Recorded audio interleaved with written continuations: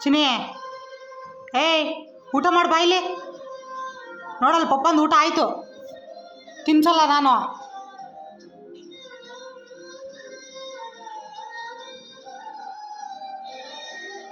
ನನ್ನ ಹತ್ರನಾ ನಾನು ಆಟಾಡ್ಬೇಕಾ ನೀರು ಕೊಡಮ್ಮ